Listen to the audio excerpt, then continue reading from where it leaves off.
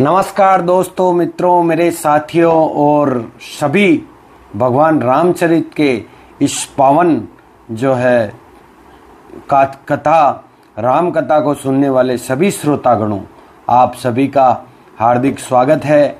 और हम कल के सेशन में जैसे हमने सुना, कल के भाग में, कि अब जो है भगवान राम रावण को थका हारा देखकर उस समय नहीं मारते, और भी मौका देते हैं कि हे रावण, तू मेरे सानिध्य में आ जा, तू मेरी शरण में आ जा, मैं तुझे जो है छोड़ दूंगा। लेकिन रावण फिर भी जो है अपने चरित्र से जो है, अपने कुकर्मों से जो है बाज नहीं आता है, और वो भगवान राम के सामने फिर भी वो झुकता नहीं है। और इसी के लिए जो है श्री राम भगवान राम है, जो अब आगे की कथा में हम देखते हैं कि भगवान राम के जो है इस विचार को, इस इतने बड़े जो है राक्षस के इतने बड़े कृत्य के बाद भी जो उन्होंने संयम और क्षमा दिखाई है, उसको देखकर सारे ऋषि और देवता हर्षित होते हैं। और अब जो है वो सभी देवताओं को विश्वास हो जाता है कि अब जो है जल्दी ही जो है हमारा कार्य पूर्ण होने वाला है। इस प्रकार से आज की कथा में हम सुनेंगे आगे की कथा, और ये बड़ी जो है पावन और अतुलित है जो कथा। आप भगवान राम की लीलाओं को बड़े ध्यान से, बड़े संयम के साथ, बड़े विवेक के साथ सुनिए।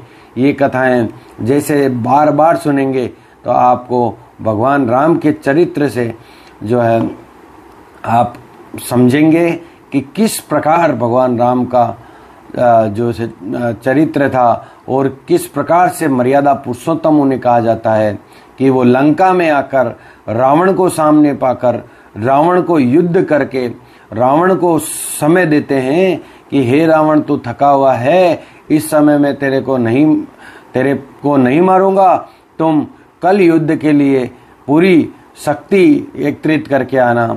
इस प्रकार से जो है आज की कथा में हम आगे बढ़ते हैं। आगे भयानक जो है युद्ध होने वाला है, तो मित्रों आप ध्यान से सुनिए। सिंहासन पर बैठे निराश रावण ने अपने मंत्रियों से कहा, बहुत समय पूर्व जब ब्रह्मा ने मुझे वरदान दिया था, तब उन्होंने मुझे मनुष्यों से सावधान रहने की चेतावनी दी थी। इसके पश्चात भी इक्ष्वाकु वंश में एक राजा अनारण्य ने मुझे श्राप दिया था कि उसका एक वंशज मेरा और मेरे सारे संबंधियों का वध करेगा। तत्पश्चात जब मैंने वेदवती के समक्ष अनुचित प्रस्ताव रखा था, तब उसने मुझे पुनः श्राप दिया था। निसंदेह वेदवती ही जनक सुता के रूप में मेरी मृत्यु का हेतु बनने के लिए प्रकट हुई है। रावण ने आगे कहा, एक बार जब मैंने कैलाश पर्वत उठाया, तब उमा भयभीत हो गई और उन्होंने मुझे श्राप दिया था, अरे दुष्ट राक्षस, एक दिन किसी स्त्री के कारण ही तेरी मृत्यु होगी। फिर एक बार नंदीश्वर का वानर जैसा मुख देखकर हंसा, तब उन्होंने भी मुझे श्राप दिया था कि वानरों की सेना एक दिन तुम्हारे सारे वंश का सर्वनाश कर देगी। कितने मित्रों, कितने रावण को श्राप मिले हुए थे, और इन्हीं सब जो है श्राप के कारण, इन्हीं सब कर्मों के कारण रावण का अंत रावण को अब जो है अपने सामने जो है दिखाई दे रहा है। इसके अतिरिक्त जो है मैंने आपको बताया था कि इसके अतिरिक्त रंभा जो है, रंभा ब्रह्मा पुंजी की स्थली एवं नल कुंवर ने भी निर्दोष स्त्रियों का जो है बलात्कार करने के अपराध के कारण जो है रावण बोलता है कि इन लोगों ने भी मुझे श्राप दिया था। अब ऐसा लगता है कि मेरे पुराने पाप कर्म फलित हो रहे हैं। हे राक्षसों, शीघ्र जाकर कुंभकर्ण को जगाओ, क्योंकि युद्ध भूमि में उससे बढ़कर कोई और नहीं है। वह ब्रह्मा के श्राप से 9 दिन पहले ही सोया है। सामान्यतः वह जो है 7 से 10 महीने तक अब बिना किसी विघ्न के सोता रहता है। किंतु यदि वे मेरी सहायता के लिए नहीं आया तो उसके असीम पराक्रम का कोई मुझे लाभ नहीं है। इसके लिए राक्षसों, कुंभकर्ण को जल्दी से जल्दी उठाओ। तब राक्षस सारे जाकर कुंभकर्ण के निवास पर जाते हैं, किंतु वे असमंजस में थे। उनको ज्ञात नहीं था कि उसके जागने के स्वाभाविक समय से पूर्व उसे कैसे जगाया जाए, क्योंकि किसी ने भी कुंभकर्ण को समय से पूर्व नहीं जगाया था। तो राक्षस अपने साथ प्रचुर मात्रा में भोजन तथा अन्य सामग्री यथा इत्र, माला आदि लेकर कुंभकर्ण के गुफा समान भूमिगत निवास पर पहुंचे। उस निवास का व्यास 1 योजन का था। कुंभकर्ण के कक्ष का द्वार खोलते ही उसकी नासिका के छिद्रों से निकलने वाली चक्रवात के समान वायु के वेग से सभी राक्षस पीछे धकेल दिए गए। अंत में अत्यंत कठिनाई से किसी प्रकार वे उस सुप्त विशालकाय राक्षस के कक्ष में प्रवेश कर पाए और उसे जगाने का प्रयास करने लगे। कुंभकर्ण के विशाल शयन कक्ष की दीवारें संगमरमर की थी तथा उसका फर्श जो है रत्न जड़ित था। कुंभकर्ण एक विशाल शैया पर निंद्रा मगन था। अपने देव दीप्तिमान रतन जड़ित मुकुट के कारण वे प्रभायुक्त प्रतीत हो रहा था। राक्षसों ने सर्वप्रथम उस सोते हुए दैत्य के सामने मांस और रक्त के भरे विशाल पात्र रखे। फिर उसके महाकाय शरीर पर चंदन का लेप तथा भिन्न भिन्न प्रकार के इत्र लगाए। उसके शरीर पर रूखे तथा सख्त बाल थे। राक्षस मिलकर उच्च स्वर में उसका गुणगान करने लगे, किंतु कुंभकर्ण गहरी नींद में सोता रहा। फिर राक्षस उच्च स्वर में गरजने लगे और कुंभकर्ण के कान के पास जाकर शंख बजाने लगे और नगाड़े जो है पीटने लगते हैं। फिर उन्होंने तालियां बजाई, चिक्के चिल्लाए, उन्होंने घंटे और मंजीरे भी बजाए तथा कुंभकर्ण जो है वो सोता रहा। तब राक्षस कुंभकर्ण एवं विशाल हथौड़ों तथा गदाओं का प्रहार करने लगे। तब राक्षस जो है कुंभकर्ण के ऊपर हथौड़े मारते हैं, गदाओं से प्रहार करते हैं और कुछ राक्षस मुट्ठियों से जो है प्रहार करने लगे। श्वास छोड़ते समय कुंभकर्ण की नाक से निकलने वाली प्रचंड वायु के वेग के कारण उसके सामने खड़ा रहने पाना भी अत्यंत कठिन था। इसके अतिरिक्त उसकी श्वास से मांस और रक्त की दुर्गंध आती थी। वास्तव में उसका दुर्गंध छोड़ने वाला मुख नरक के प्रवेश द्वार के समान लगता था। कुंभकर्ण जब श्वास लेता और छोड़ता तब उसे घेरे हुए 10,000 राक्षस सागर की लहरों की भांति आगे पीछे होते। तब राक्षसों ने हाथी, घोड़े, ऊंट और गधे जैसे प्राणियों को दंड से उकसाकर कुंभकर्ण के शरीर पर चलवाया। हाथी, घोड़े, ऊंट और गधे जैसे प्राणियों को जो है दंड देकर जबरदस्ती कुंभकर्ण के शरीर पर चलवाया। अन्य राक्षसों ने लकड़ी के विशाल लट्ठों से उसके पैरों पर प्रहार किया, किंतु वह महाकाय राक्षस नहीं जगा। निराश और क्रोधित होकर राक्षस कुंभकर्ण के केस खींचने लगे, कान काटने लगे तथा उसके कानों में पात्रों की सहायता से जल डालने लगे, तथा भी कुंभकर्ण जो है अभी भी सो रहा है। तब राक्षसों ने कील लगी हुई गदाओं से कुंभकर्ण पर प्रहार किया और 1,000 हाथियों से उसकी काया को कुचलवाया। तब जाकर अंत में कुंभकर्ण जागा और उसे ऐसा आभास हुआ कि किसी ने उसे धीरे से स्पर्श किया है। इतना भयंकर राक्षस था कि मतलब 1,000 हाथियों से उसको कुचलाया जा रहा है और कितना विशालकाय उसका शरीर होगा। वह भयंकर राक्षस तंद्रा में अपनी भुजाएं फैलाकर जमाई लेने लगा और कुछ खाने के लिए खोजने लगा। यद्यपि कुछ राक्षस अब भी जो है उस पर विशाल पत्थर फेंक रहे थे, किंतु कुंभकर्ण को उसका आभास नहीं हो रहा था। बार बार जो है उबासी जम्बाई लेने के पश्चात अंततः कुंभकर्ण इस प्रकार से जो है उठा मानो काल ने सभी जीवों के विनाश के लिए विकराल रूप धारण किया हो। कुंभकर्ण अपने सन्मुख रखा हुआ मांस और रक्त का सारा भोजन खा गया। जब राक्षसों ने देखा कि वे तृप्त हो गया है, तब हाथ जोड़े हुए उसके निकट आए। कुंभकर्ण के नेत्रों में अब भी निंद्रा छाई हुई थी। राक्षसों की ओर देखकर उसने आश्चर्य से पूछा, मुझे मेरे नियत समय से पूर्व क्यों जगाया गया है? अवश्य ही तुम पर ऐसी कोई विपत्ति आ पड़ी होगी जिसका समाधान केवल मैं ही कर सकता हूँ, अन्यथा कोई भी मुझे जगाने का जो है बिना समय जगाने का साहस नहीं करता। युपक्ष नाम के मंत्री ने उत्तर दिया, राम और लक्ष्मण के नेतृत्व में वानर सेना ने पूरी लंका को घेर लिया है और अनेक वीर राक्षस पहले ही मृत्यु को प्राप्त हो चुके हैं। वस्तुतः जब रावण युद्ध करने के लिए गए तब वे भी पराजित होकर आ गए हैं। फिर राम ने उन्हें छोड़ दिया। कुंभकर्ण ने कहा, मैं अभी जाकर उस राम और लक्ष्मण का रक्तपान करूंगा। रावण के भय के कारण को समाप्त करने के पश्चात ही मैं उसके समक्ष जाऊंगा। किंतु महोदर नाम के मंत्री ने सुझाव दिया, आपके लिए जो है उचित यही होगा कि पहले आप रावण के पास जाकर उनकी आज्ञा लें, क्योंकि वो आपके बड़े भाई है और राजा है, तो उनकी आज्ञा लेके ही आपको आगे बढ़ना चाहिए। इस प्रकार जो है ये महोदर नामक मंत्री रावण को इस प्रकार की जो है मतलब सलाह देते हैं। इसके तत्पश्चात वे राक्षस रावण के पास गए और बोले, कठिन प्रयास के पश्चात अंत में हम कुंभकर्ण को जगा पाने में सफल हुए। आप उसे यहाँ बुलाना चाहते हैं या वे सीधे रणभूमि में राम के साथ युद्ध करने के लिए चला जाए?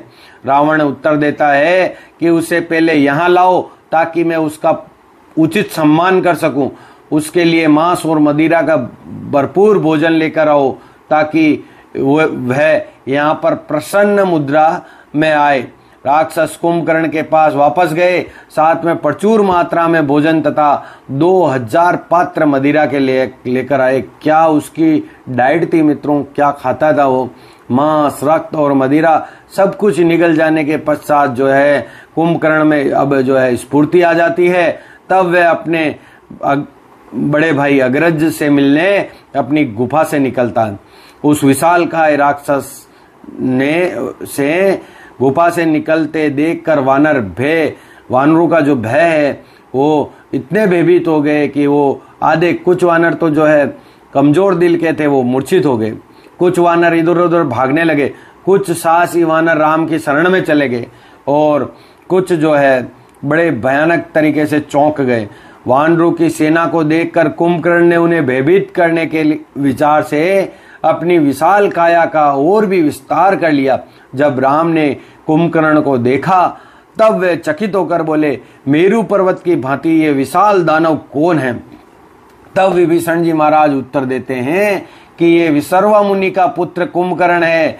ये सभी राक्षसों में सर्वाधिक जो है विशालकाय है और इसने मृत्यु के देवता यमराज को भी पराजित किया है। जन्म लेने के तुरंत बाद ये सहस्त्रों हजारों जीवों का भक्षण करने लगा था। इस कारण प्राणी इंद्र की शरण में गए, जो सारी बात जानकर बहुत ही क्रोधित हो गए। इंद्र ने कुंभकर्ण पर आक्रमण किया और उन्होंने जब अपना वज्र छोड़ा तब वे उसके छाती में लगा, जिससे वे अचेत हो गया। किंतु शीघ्र ही उसकी जो है चेतना वापस आ जाती है और उसने ऐरावत हाथी का एक दांत तोड़कर उससे इंद्र की छाती पर प्रहार किया, जिससे उन्हें अत्यंत पीड़ा होने लगी। तब स्वर्ग के पराजित राजा इंद्र ब्रह्मा की शरण में गए। इंद्र ने उनसे कहा, विसर्वा का पुत्र जो है कुंभकर्ण ऋषियों को यातना दे रहा है और दूसरों की पत्नियों को उठाकर ले जा रहा है। इसके अतिरिक्त वह सभी जीवों का इतनी तीव्र गति से भक्षण कर रहा है कि हम सब जो है शीघ्र ही समाप्त हो जाएंगे। तब ब्रह्मा जी महाराज ने जो है ध्यान किया और अपनी दिव्य दृष्टि से कुंभकर्ण को देखकर सचेत हो गए। इस स्थिति पर मनन करके ब्रह्मा कुंभकर्ण के निकट गए और बोले, तुम्हारा जन्म विश्व के विनाश के लिए हुआ है, किंतु ये समय तो ब्रह्मांड के अनुरक्षण का है। अतः सभी जीवों के कल्याण के लिए आज के पश्चात तुम घोर निद्रा में सो जाओगे। कुंभकर्ण को ब्रह्मा का श्राप लग गया। तब रावण ने विनती की, हे ब्रह्मा, आपने वृक्ष को उस समय काट दिया जब उसमें फल लगने का समय आया है। हे ब्रह्मांड के सर्वश्रेष्ठ गुरु, अपने प्रपोत्र के लिए आपका ये श्राप उचित नहीं है। मुझे ज्ञात है कि आपका वचन निष्फल नहीं जाएगा, किंतु कुंभकर्ण को कम से कम कुछ समय तक के लिए तो जागृत रहने की अनुमति दीजिए। ब्रह्मा जी महाराज ने उत्तर दिया कि मैं तुम्हारी इच्छा को है जरूर पूर्ण करूंगा। कुंभकर्ण जो है 6 मास तक सतत सोता रहेगा और फिर एक दिन के लिए जागेगा। उस काल में वह पूरी पृथ्वी घूमकर अपनी इच्छित वस्तु का भक्षण तब तक के लिए कर सकता है जब तक वह पुनः सो नहीं जाए। विभीषण जी महाराज बताते हैं कि रावण ने संकट की स्थिति में होने के कारण कुंभकर्ण को उसके स्वाभाविक समय से पूर्व ही जगा दिया है।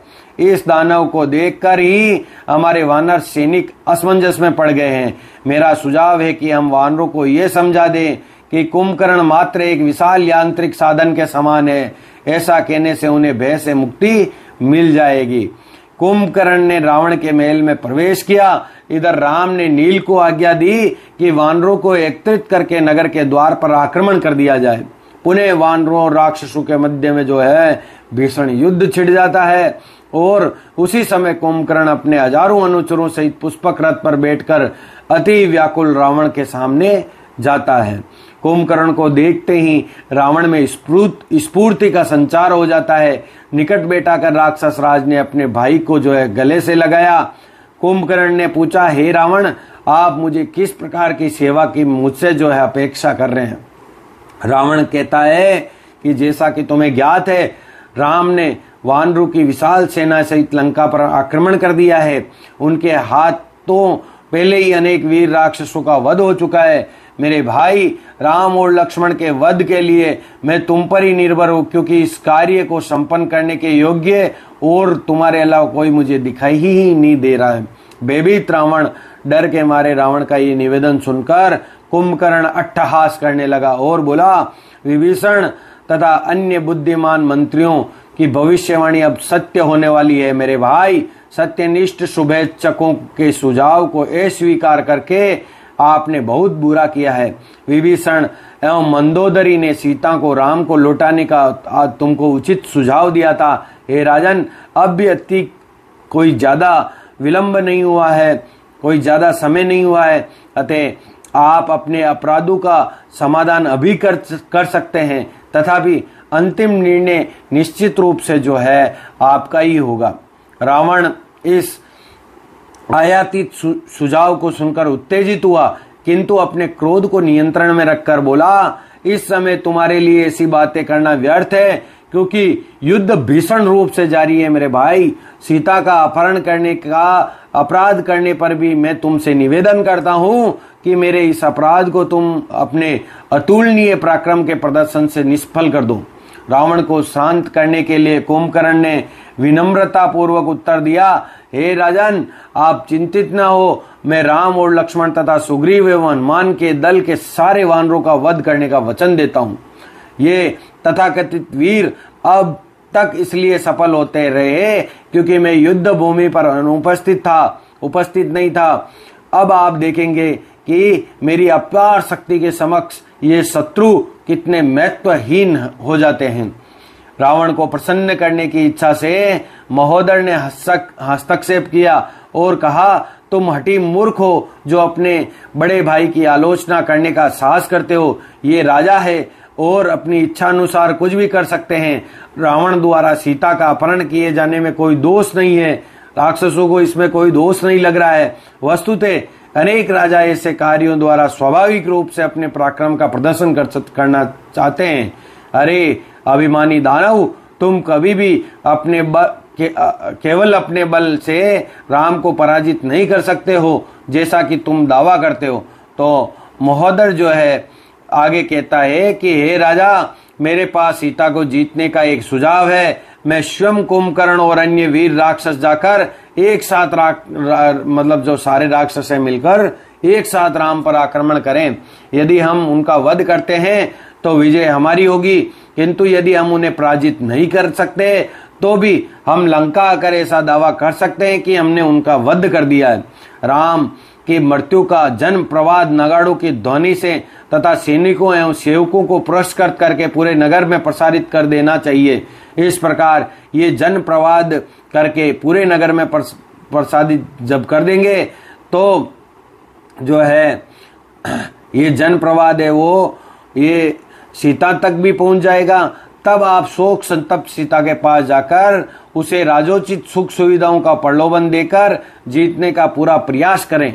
मुझे ऐसा विश्वास है कि तब वह स्वयं को असुरक्षित जानकर आपके पास आ जाएगी। हे राजन, यदि आप राम से युद्ध करेंगे तो निश्चय ही रणभूमि में मारे जाएंगे, किंतु यदि मेरा परामर्श मानेंगे तो राम से युद्ध किए बिना ही सीता को जीत लेंगे। तब देखिए, यहाँ मोदर नाम का ये मंत्री है ना मित्रों, मैं आपको यहाँ पर एक चीज बताता हूँ कि रावण को तो ज्ञात था कि रावण सीता को छू भी नहीं सकता है सीता मैया के बिना इच्छा के, और रावण को ये भी ज्ञात था कि सीता मैया लीला है, सीता मैया देवी है, लक्ष्मी है, वो उसकी मृत्यु के रूप में आई है। लेकिन देखिए उसके मंत्री कितने मूर्ख है, वो कैसी कैसी उसको सलाह दे रहे। तो मूर्ख मंत्रियों से गिरा हुआ एक राजा कभी भी सफल, राजा या कोई भी जो है मतलब संसार में जो करता है वो कभी भी सफल नहीं हो सकता।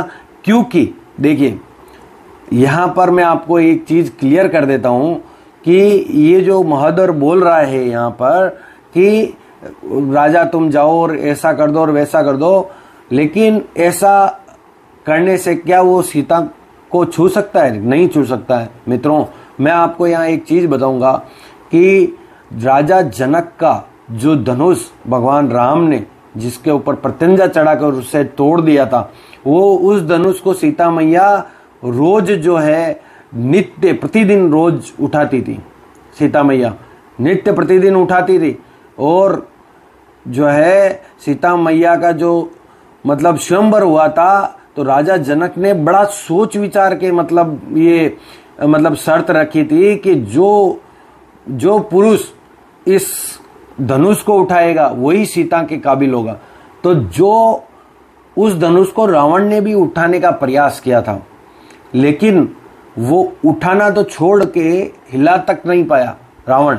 तो जब वो सीता मैया द्वारा उठाए जाने वाले धनुष को नहीं उठा सकता, तो वो सीता मैया को क्या उठा सकता है? बिना सीता मैया की इच्छा के कभी भी नहीं उठा सकता है। अरे सीता मैया तो छोड़ो, लक्ष्मण भैया को भी नहीं उठा सकता है।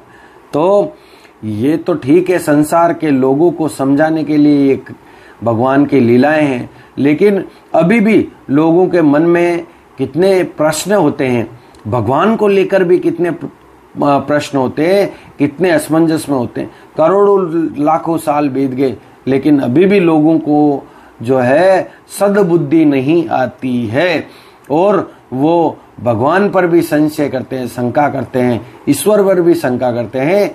इस प्रकार के जो लोग हैं वो, क्योंकि स्वीकार्यता का भाव नहीं है लोगों में। लोग समझते हैं कि हम ही पैदा हुए इस संसार में, अब तक कोई पैदा ही नहीं हुआ। ऐसा नहीं होता है। देखिए भगवान इन जिस मतलब सृष्टि का रचयिता, जिसने इतनी सुंदर सृष्टि रची है, उसका रचयिता कैसा होगा? आप खाली कल्पना करिए और भक्ति श्री राम की करिए, क्योंकि वही पार लगाने वाले हैं, उनकी भक्ति में ही शक्ति है। तो इस प्रकार के जो मंत्री होते हैं, यही तो है जो मतलब जो ये जो है खत्म करवा देते, नष्ट करवा देते हैं ऐसे राजाओं को। कुंभकर्ण भी जो है रोष से बोला, महोदर तुम्हारे ये वचन कायर राजाओं को ही आकर्षित कर सकते हैं। मैंने अब राम का वध करने का निश्चय कर लिया है, मेरा निर्णय निष्फल नहीं हो सकता है। युद्ध में तुम सब का प्रयत्न जो है वो व्यर्थ गया, उससे लंका उजाड़ हो गई। अब मैं अकेला ही जो है परिस्थिति का समाधान करूंगा, मुझे किसी की सहायता नहीं चाहिए। इस पर रावण हंसकर बोला, तुम्हारा कथन सत्य है महोदर, वास्तव में राम से भयभीत है। हे कुंभकर्ण, रोज सहित युद्ध भूमि में प्रवेश करने का तुम्हारा सामना करने पर तुम्हारा कोई भी सामना नहीं कर सकता है। अब जाओ और निश्चिंत होकर युद्ध करो। तुम किंतु अकेले नहीं जाओ, अपने साथ राक्षसों की सेना ले जाओ, ताकि तुम अधिक जो है अजय हो जाओ। अपने अनुज का पराक्रम जानकर रावण का उत्साह वर्धन होता है, और जैसे ही कुंभकर्ण घातक बर्छी लेकर प्रस्थान करने को तैयार हुआ, रावण ने उसके गले में सोने का हार पहनाया और अन्य आभूषणों से उसे सुसज्जित किया। तब कुंभकर्ण ने स्वर्ण का अभेद कवच धारण कर लिया, सोने का कवच, और उसने अपने बड़े भाई की परिक्रमा करके प्रणाम किया और रावण ने उसका आलिंगन करके आशीर्वाद दिया। रणभूमि की ओर जाते समय कुंभकर्ण ने अपनी काया का विस्तार करके 600 धनुष की लंबाई, 600 धनुष जो उस समय राक्षस और देव और दैत्य जो इस्तेमाल करते थे वो धनुष, आज की हमारी कल्पना वाले धनुष नहीं। क्योंकि कुंभकर्ण जब 10 किलोमीटर के कमरे में सोता है, घर में सोता है, तो कुंभकर्ण के शरीर का कितना विशाल शरीर होगा आप जो है कल्पना करिए। कोई मतलब सामान्य मनुष्य नहीं होते थे, सब भगवान के समय जो है लीलाएं होती थी।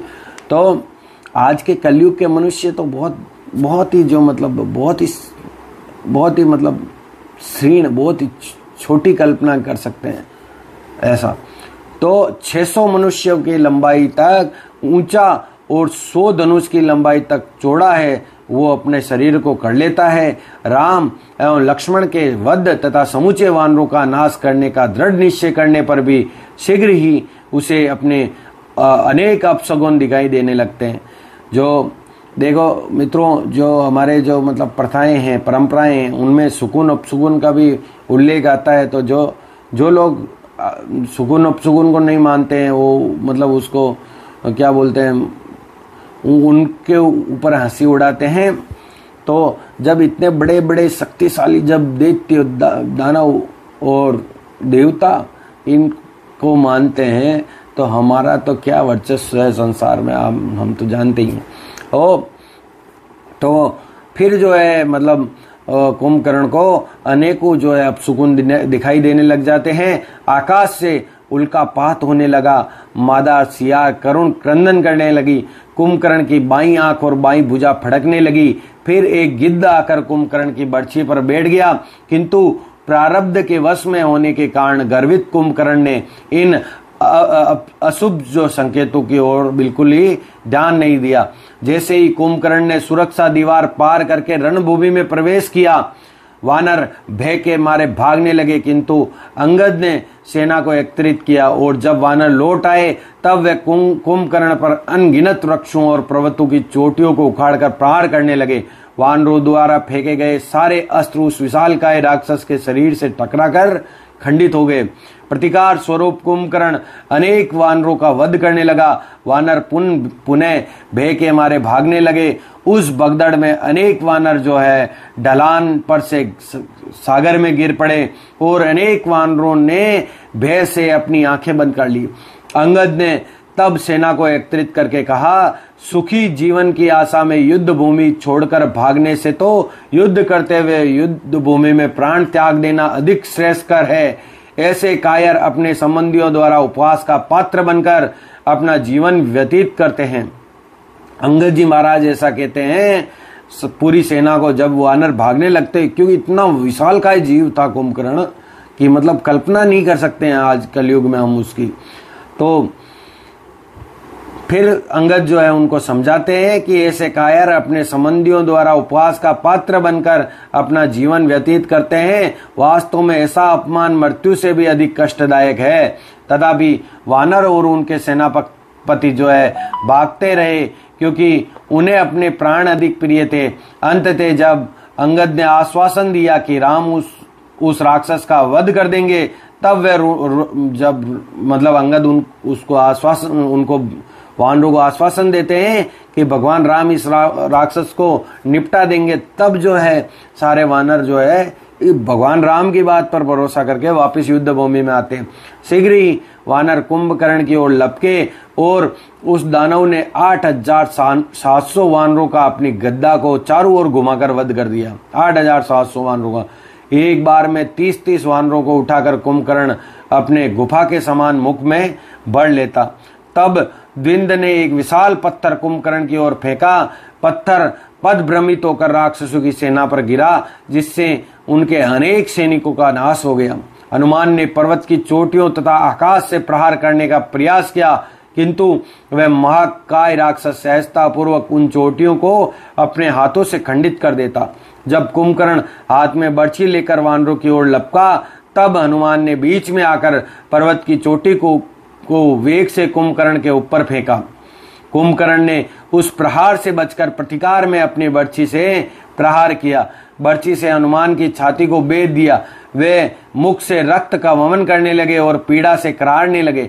हनुमान की दशा देखकर राक्षस प्रसन्न हो गए, जबकि वानर भयभीत होकर सभी दिशाओं में भागने लगे। किंतु नील ने पीछे हटने वाले सभी योद्धाओं को एकत्रित किया और एक पर्वत की चोटी घुमाकर कुंभकर्ण पर फेंकी, जिससे उसने अपनी मुट्ठी के प्रहार से जो है सहजता पूर्वक तोड़ दिया। मित्रों, ये सारी कथा हम विस्तार पूर्वक इसलिए समझा रहे हैं कि आप रामायण के पात्रों की, योद्धाओं की जो है आप स्थिति का अवलोकन कर सकें और आप कल्पना कर सकें कि वो कितने वीर जो योद्धा होते हैं और इस कथा के पात्र कितने वीर होते हैं।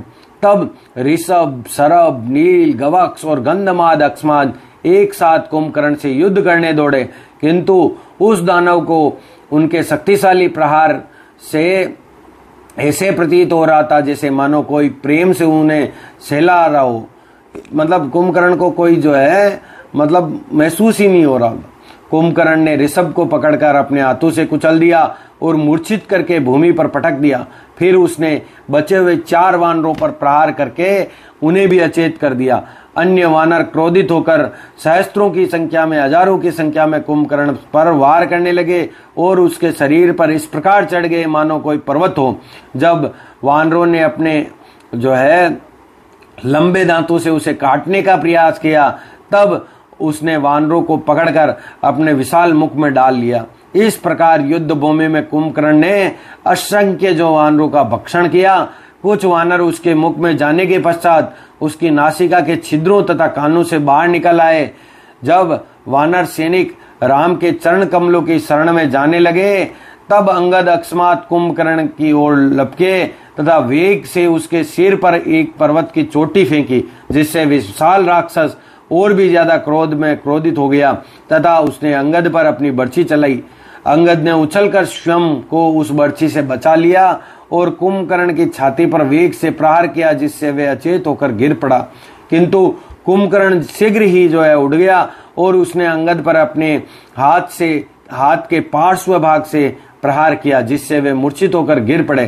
तब कुंभकर्ण अपनी बर्छी उठाकर सुग्रीव की ओर लपका, जिन्होंने प्रतिकार स्वरूप पर्वत की एक चोटी उठा ली। किंतु जब सुग्रीव ने कुंभकर्ण की छाती पर विशाल पत्थरों से प्रहार किया, तब वे लाखों खंडों में विखंडित हो गया। राक्षस आनंद से चिल्ला उठे और वानर निराश हो गए। कुंभकर्ण ने भारी गर्जना करते हुए तीव्रता से जो है सुग्रीव के ऊपर अपनी बर्छी चलाई, किंतु हनुमान अत्यंत सतर्कता से इस द्वंद्व युद्ध को देख रहे थे। जब उन्होंने सुग्रीव पर आसन्न विपत्ति को देखा, तब उन्होंने बर्छी को वायु में पकड़ लिया तथा अपने घुटने की सहायता लेकर उसके 2 टुकड़े कर दिए। इस असाधारण वीरता को देखकर वानर हर्ष से चिल्ला उठे और कुंभकर्ण उदास हो गया। तब कुंभकर्ण ने अत्यंत क्रोध में होकर एक पर्वत की चोटी को उखाड़कर प्रचंड वेग से सुग्रीव की ओर फेंका। जब वानर राज इस प्रहार से मूर्छित हो गए, तब जो है कुंभकर्ण उन्हें उठाकर लंका ले जाने लगा। ये देखकर हनुमान ने सोचा कि सुग्रीव को बंदी बनाकर ले जाने से हमारा ध्येय निष्फल हो जाएगा, अतः मैं पर्वत के समान अपना विस्तार करके इस कुंभकर्ण का वध करूंगा। किंतु कुछ क्षण के पश्चात हनुमान ने पुनः विचार किया। निश्चित रूप से सुग्रीव को अवश्य ही चेतना आ जाएगी और वे स्वयं को मुक्त कर लेंगे। यदि राजा की रक्षा किसी और के द्वारा की जाए तो वे अपमानित और हताश हो जाता है। कुंभकर्ण ने सुग्रीव को पकड़कर लंका में प्रवेश किया। नागरिक अपने वीर योद्धा पर अक्षत, अन्न और सुगंधित जल छिड़कने लगे। इस अर्पण से सुग्रीव को पुनः शक्ति प्रदान करने में सहायता मिली। स्फूर्ति प्राप्त करने पर वानरराज पुनः युद्ध करने लगे। उन्होंने अपने नुकीले नखों से कुंभकर्ण के कान फाड़ दिए तथा अपने पैर की अंगुलियों के नखों से राक्षस की नाक काट दी। पीड़ा से त्रस्त कुंभकर्ण रोष में आकर सुग्रीव को भूमि पर पटककर मारने लगा, किंतु सुग्रीव शीघ्र ही वायु में उछल पड़े और क्षण भर में राम के पास पहुंच गए। क्षुब्ध और क्रोधित कुंभकर्ण एक विशाल हथौड़ा उठाकर वानरों का नाश करने शत्रुओं की ओर जो है मतलब वानरों का नाश करने के लिए वो शत्रु की ओर जो है मतलब कुंभकर्ण भागता है और इस प्रकार से जो है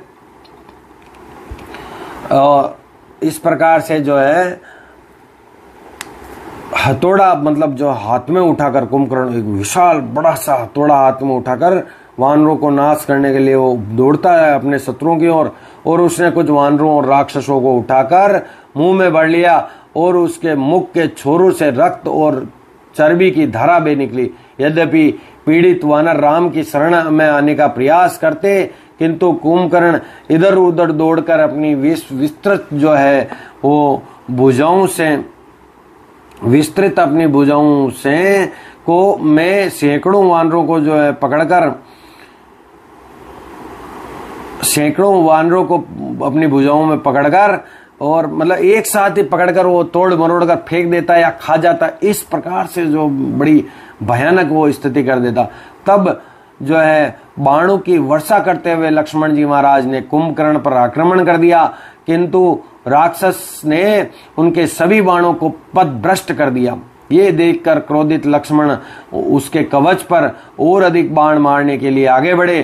कुंभकर्ण उन्हें तिरस्कृत स्वर में कहा कि मैं राम से युद्ध करना चाहता हूं, उनके अनुज से नहीं। उत्तर में लक्ष्मण ने राम की ओर संकेत किया। तब कुंभकर्ण लक्ष्मण को छोड़कर राम की ओर आगे बढ़ा। जब वह राक्षस राम के पास पहुंचा तब उन्होंने शीघ्र ही रुद्र अस्त्र चलाया जिसके छाती में लगते ही कुंभकर्ण डगमगाने लगा। उसकी गदा छूट गई तथा अन्य अस्त्र इधर उधर बिखर गए। अस्त्र विहीन कुंभकर्ण मुट्ठियों से वानरों को भगाने लगा जो उसकी स्थिति का लाभ उठाना चाहते थे। तत्पश्चात वे एक पर्वत की चोटी उठाकर राम की ओर बढ़ा। राम ने 7 बाण चलाकर उसके टुकड़े टुकड़े कर दिए और उन गिरते हुए खंडों से 200 से अधिक वानर मृत्यु को प्राप्त हो गए। तो लक्ष्मण ने राम से कहा, कुंभकर्ण रक्तपान करके ऐसा उन्मत्त हो गया है कि उसे वानरों और राक्षसों में भेद नहीं जान पड़ता है। यदि सहस्त्रों वानर अकस्मात कुंभकर्ण के शरीर पर चढ़कर उसे अपने भार से नीचे झुका दे तो इस राक्षस को सरलता से पराजित किया जा सकता है। असंख्य वानर कुंभकर्ण के शरीर पर चढ़ने लगे और दानव जो है शरीर को हिलाकर वानरों को हटाने लगा और उनका भक्षण करने के लिए इधर उधर देखने लगा। अवसर देखकर राम आगे बढ़े और उन्होंने अपने धनुष को साध कर ललकारा, अरे राक्षसों में अधम, एक क्षण के लिए मेरे सन्मुख खड़े रहो, मेरे बाण तुम्हें यमराज के निवास स्थान पर भेज देंगे। कुंभकर्ण राम को अपने सामने देखकर प्रसन्नता पूर्वक बोला, कितने सौभाग्य की बात है, ये अवसर देखकर तुमने कितनी कृपा की है, मैं अभी तुम्हें निगल जाऊंगा।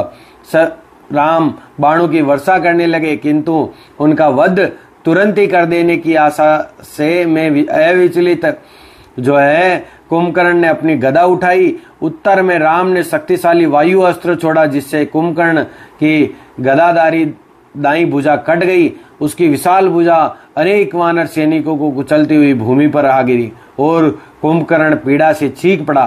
क्रोध में उन्मत्त कुंभकर्ण अपने बाएं हाथ से एक विशाल वृक्ष को काटकर राम की ओर दौड़ा किंतु राम ने शक्तिशाली ऐन्द्र अस्त्र छोड़कर उस दानव की दूसरी भुजा भी काट डाली। वह विशाल भुजा अनेक राक्षसों और वानरों को कुचलती हुई पृथ्वी पर आ गिरी। इतना भयानक राक्षस था मित्रों।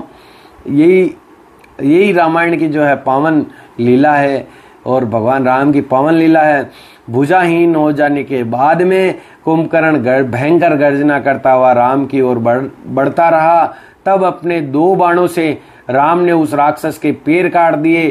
तथापि कुंभकर्ण अपना भयंकर मुख खोले उन्मत्तता से किसी प्रकार लंगड़ाता हुआ राम का भक्षण करने की आशा से उनकी ओर बढ़ता रहा। राम ने कुंभकर्ण के विशाल मुखों में बाणों को इस प्रकार भर दिया जिससे वे विशालकाय राक्षस हाँफने लगा। इतने बाण भर दिए। अंततः कुंभकर्ण अत्यंत पीड़ा से मूर्छित होकर लुढ़कने लगा। तब राम ने दूसरा इंद्र अस्त्र छोड़ा जिससे बिजली चमकने लगी। सभी दिशाओं में जो देव दीप्तिमान बिजली जो है वो चमकने लगी और कुंभकर्ण का सिर झटके से जो है धड़ से अलग हो गया। कुंभकर्ण का महाकाय शरीर सागर में जा गिरा, जिससे अनेक मछलियां और घड़ियाल जो है मतलब मगरमच्छ जो है कुचले गए। उसका पूर्णिमा के चंद्रमा के समान देवदीप्तिमान सिर अनेक विशाल महलों को विध्वंस करता तथा सुरक्षा दीवारों और द्वारों को विस्तृत भागों को नष्ट करता हुआ लंका के राजा के महल के मुख्य मार्ग पर जा गिरा। आकाश से देवता गण हर्षित होकर जय जयकार करने लगे। वह वानर राम की विजय का गुणगान ऐसे करने लगे मानो प्रत्येक के 5 मुख हों। कुंभकर्ण के संबंधी शोक से विलाप करने लगे। राम ने अपने इस वीरता पूर्वक कार्य को संपन्न करके दिव्य आनंद का अनुभव किया। इस प्रकार जो है कुंभकर्ण का जो है विनाश हो जाता है मित्रों, और भगवान राम के द्वारा कुंभकर्ण मारा जाता है। इतना विशालकाय जीव, इतना विशालकाय राक्षस, मतलब उसकी कीर्ति को हम जो कथा में शब्द दे रहे हैं उससे भी जो है हमारी नर्वसनेस बढ़ गई है कि किस प्रकार से जो विशाल जीव था वो इस प्रकार से। तो आज की कथा को हम यहीं पे विराम करते हैं मित्रों। कल की कथा में हम आगे की कथा को जानेंगे और जानेंगे कि आगे भगवान राम की लीलाएं किस प्रकार से जो है हमें देखने को मिलती है। आज की कथाओं के साथ